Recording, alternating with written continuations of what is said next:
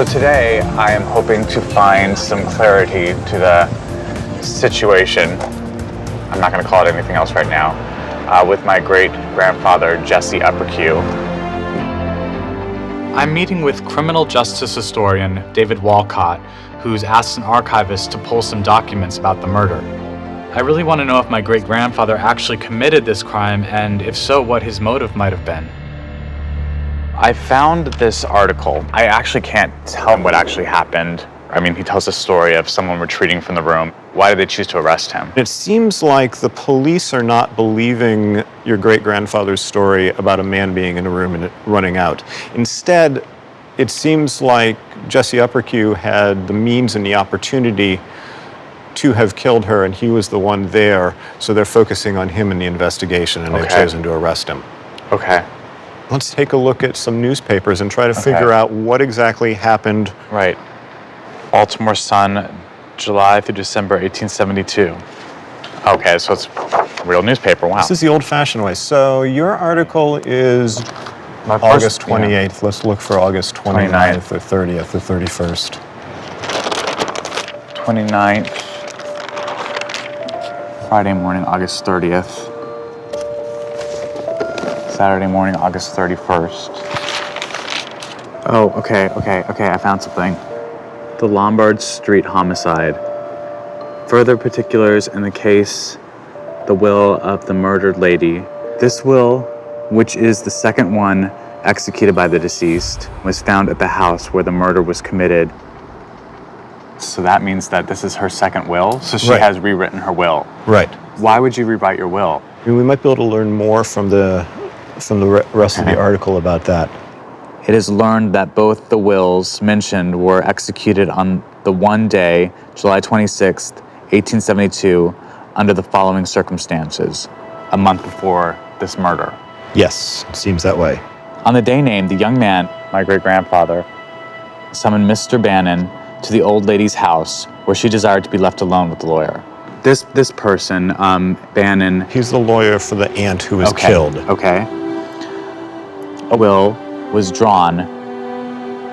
Some donations were made to a Methodist Protestant church and to different persons in small amounts, and the balance to young Uppercue, then amounting to about $22,000. With inflation, it's a little over $400,000. That's a lot of money. So that's a lot of money back then.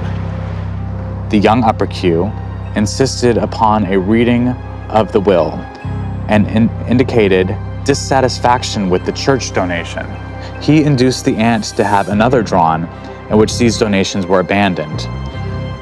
There was a will drawn up, and literally right after that will was drawn up, a second will was made. Right. He's not happy with the first will, so while the lawyer is still there, he insists that the lawyer draw up a second will, getting rid of the donations and giving everything to him.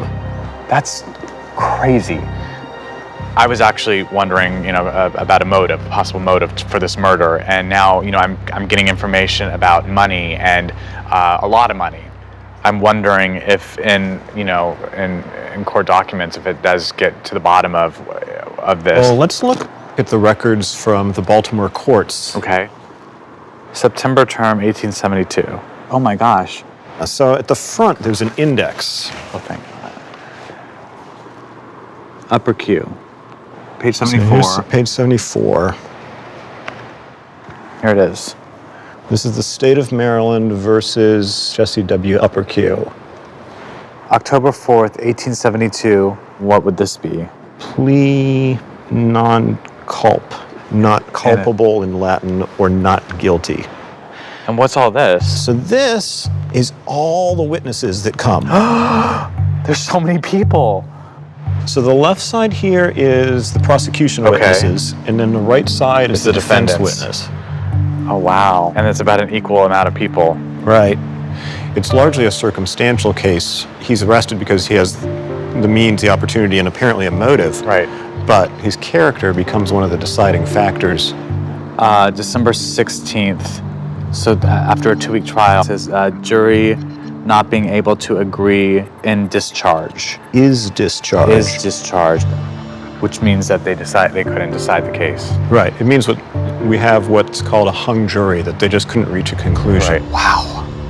Down here, though, this is a reference to a second case. Number 57. Jan term 1873. Great. I mean, not great, but okay. What does that mean for a prosecution in that sense? So the fact that they bothered to have a second trial suggests that, at least in the eyes of the prosecutors, they had a real case and they really could get a guilty verdict. Okay. The archivists have brought over the court records from the next year. Oh, just one U. Here we are, page 9.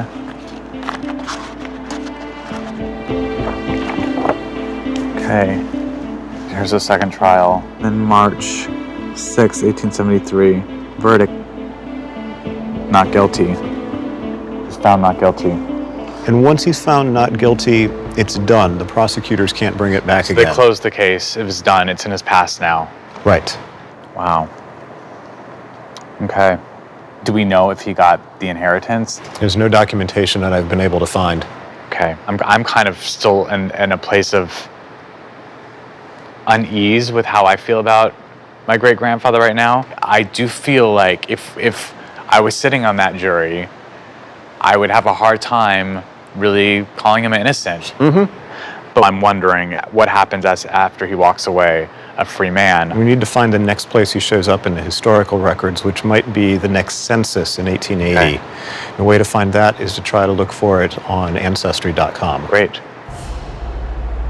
So now I'm searching for Jesse upper Q. We want the 1880 census. Here we have age 30. He's married.